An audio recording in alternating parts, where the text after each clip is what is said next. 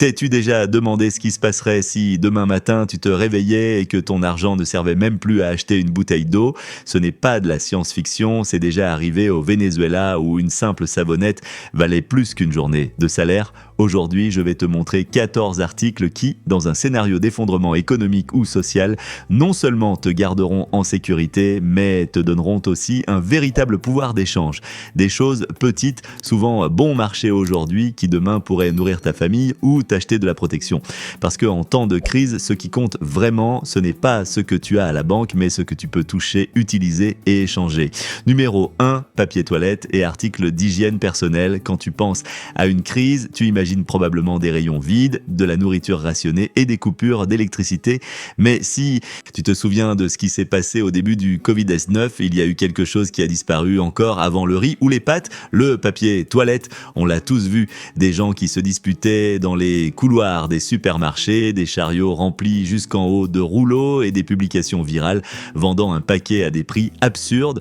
Pourquoi ? Parce que dans une situation d'incertitude, l'hygiène n'est pas seulement une question de confort, c'est une question de santé et de dignité. Dans des crises plus sévères, comme au Venezuela, le papier toilette est devenu une monnaie d'échange. Une seule unité pouvait s'échanger contre un repas chaud. Et ce n'est pas une exagération, c'est le témoignage de ceux qui l'ont vécu.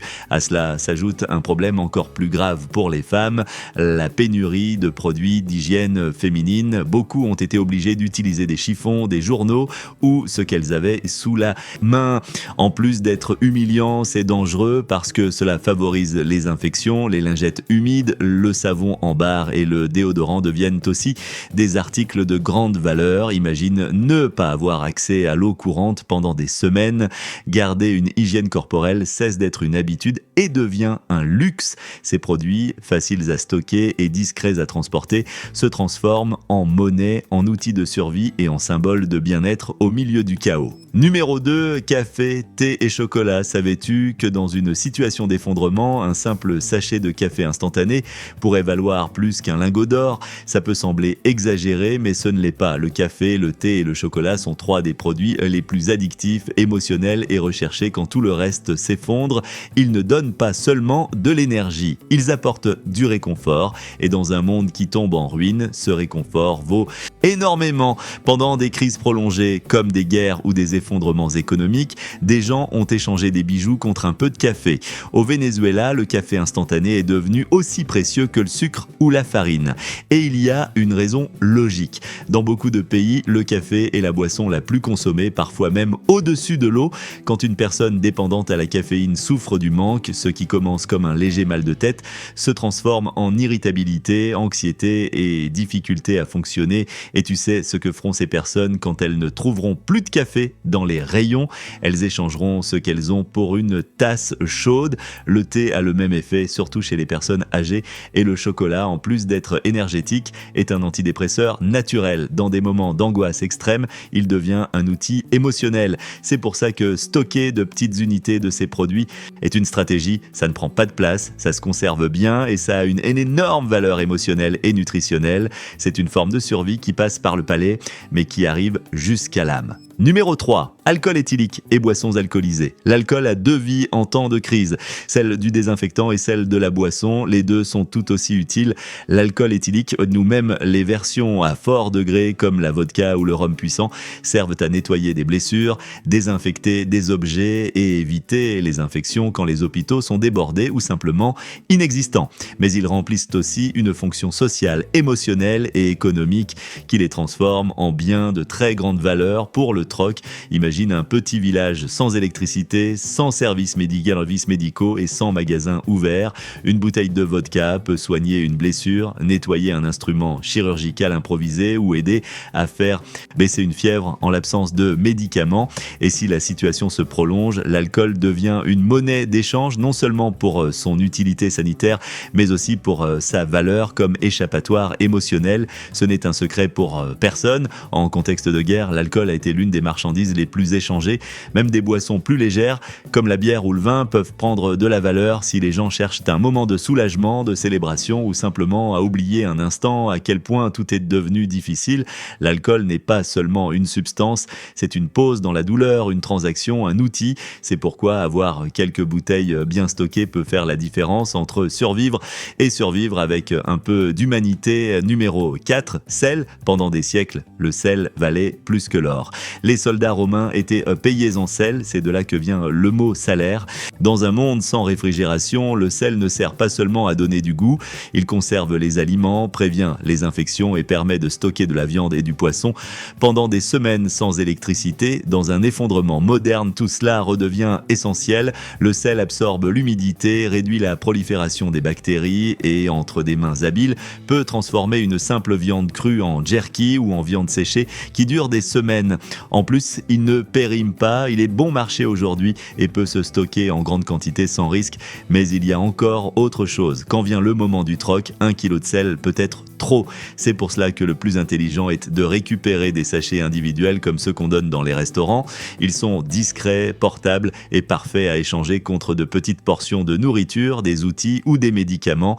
Pendant les guerres, les crises ou les pannes prolongées, le sel a été l'un des produits les plus recherchés. Il existe des histoires de personnes qui ont échangé des médicaments contre un petit sachet de sel pour conserver la viande d'un animal fraîchement chassé. À notre époque, on a oublié sa valeur, mais quand le congélateur cessera de fonctionner, le sel reprendra le trône qu'il a perdu. Aujourd'hui, tu peux en obtenir gratuitement dans beaucoup d'endroits. Demain, il peut valoir plus que ton salaire. Numéro 5, purification de l'eau. Il y a une vérité qu'on ne peut pas ignorer, tu peux vivre des semaines sans nourriture, mais seulement quelques jours sans eau, et pas n'importe quelle eau, elle doit être potable. Au moment où le réseau électrique s'effondre, les usines de traitement de l'eau s'arrêtent, il suffit que les camions de chlore n'arrivent plus ou que la pression dans les tuyaux chute pour que ton robinet cesse de te donner une eau sûre. Ce n'est pas une théorie, c'est arrivé au Venezuela, dans certaines zones de Californie, à Porto Rico après des ouragans, et dans beaucoup de régions rurales oubliées. Une crise sévère transforme l'eau propre en l'un des biens les plus précieux de la planète. Et le plus inquiétant, c'est que la majorité des gens n'ont aucun moyen de la filtrer. C'est là qu'entrent en jeu des articles de purification comme les Life-Straw, les pastilles purificatrices ou même l'hypochlorite de sodium. Ces dispositifs sont petits, accessibles et surtout transforment une eau sale en vie, littéralement. Un seul filtre portable peut fournir de l'eau sûre à une personne pendant presque 1 an, en plus d'être essentiel pour ta propre survie. Il devient une monnaie de très grande valeur quand les gens commenceront à tomber malades en buvant l'eau de rivières contaminées ou de puits stagnants. Quelqu'un avec un simple tube filtrant aura quelque chose dont tout le monde a besoin. Aujourd'hui, tu peux en acheter un pour moins cher qu'un dîner. En cas de crise, tu pourrais l'échanger contre de la nourriture, des médicaments ou un refuge parce que quand tout s'effondre, l'eau propre n'est pas un luxe, c'est du pouvoir. Numéro 6. Médicaments et trousses de premier secours, il n'est pas nécessaire que le système de santé s'effondre complètement pour qu'une petite infection devienne un problème grave. Il suffit qu'il n'y ait plus de compresses pour couvrir une plaie ou que tu ne trouves plus un antibiotique courant pour qu'une simple éraflure se termine en septicémie. Et le pire, c'est que cela arrive déjà aujourd'hui. Même dans des pays développés, beaucoup de cliniques manquent du plus basique. Imagine alors ce qui se passerait si les hôpitaux cessaient de fonctionner. C'est pour cela qu'avoir une trousse de secours complète et en bon état n'est pas une exagération, mais un investissement en sécurité. Alcool, iode, bandages, gants jetables, compresses, ruban médical, ciseaux, antiseptiques, paracétamol, ibuprofène et pommade antibiotique. Rien de tout cela n'est cher ni difficile à obtenir aujourd'hui, mais leur valeur explose quand tout vient à manquer. Lors de catastrophes passées, des personnes ont échangé des boîtes de conserve contre une simple seringue stérile ou des antibiotiques périmés.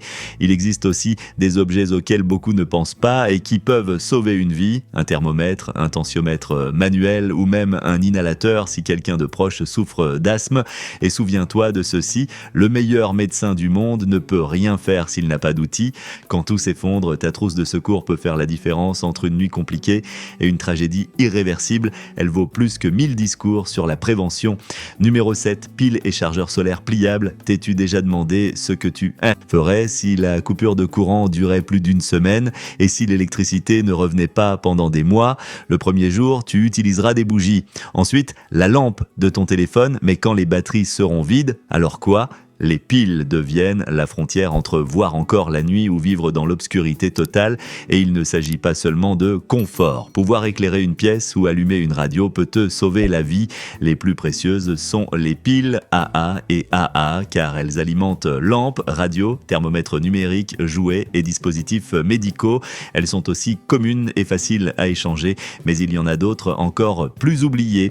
Les piles boutons, comme les CR 2032, qui alimentent des glucomètres, des thermomètres numériques ou des télécommandes de voiture. En situation d'urgence, une personne diabétique peut avoir besoin d'une seule de ces piles pour survivre. Et quand toutes les piles sont épuisées, c'est là qu'intervient le chargeur solaire portable. On ne parle pas de grands panneaux, mais de dispositifs pliables que tu peux accrocher à un sac à dos et qui permettent de recharger des téléphones, des lampes rechargeables ou des radios d'urgence. Ils sont silencieux, portables et te redonnent accès à l'information, à la communication et à la lumière sans dépendre du système.